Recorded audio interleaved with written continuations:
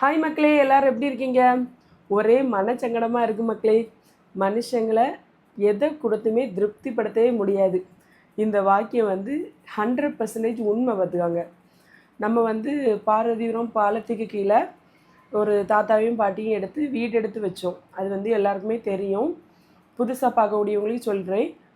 Urine டியூபோட ரொம்ப கஷ்டப்பட்டு இருந்தவங்கள யூடியூப்பில் போட்டு யூடியூப் மூலமாக நிறைய மக்கள், மோனிகா, மித்ரான்னு ஒரு சிஸ்டர், அப்புறமா நிறைய தம்பிமார்கள் எல்லாருமே சேர்ந்து கிட்டத்தட்ட 1,00,000க்கு மேலே ஆப்ரேஷன்லாம் பண்ணி அவங்கள சரி மறுபடியும் ரோட்டில் விட்டால் சரி வராதுன்னு சொல்லிட்டு ஒரு வீடு எடுத்து வச்சோம்.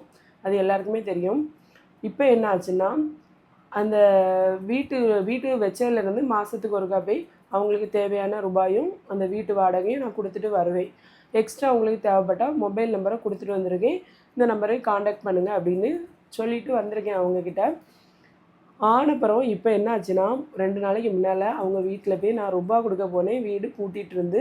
அப்போ நான் அந்த ஓனர்கிட்ட போய் கேட்டேன், என்னாச்சு, அவங்க எங்கே போனாங்க அப்படின்னு. நான் என்ன நினச்சேன்னா, யூடியூப்பில் ஒரு 5-6 நாளாகவே ஒரே கமெண்ட், "அம்மி அக்கா, நீங்கள் வீடு எடுத்து வச்சவங்க அங்கே இருக்காங்க, இங்கே இருக்காங்க, இங்கே பிச்சை எடுத்துகிட்டு இருக்காங்க" அப்படின்னு கமெண்ட் வந்துகிட்டே இருந்துச்சு.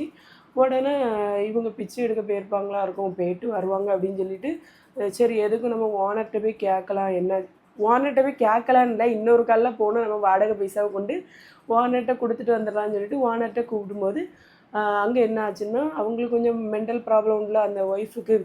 அப்போது இங்கே ரொம்ப பிரச்சனை படுத்திட்டாங்க. ஆல்ரெடி நாங்கள் சொல்லி தான் வச்சுருந்தேன் பக்கத்தில் உள்ளவங்க.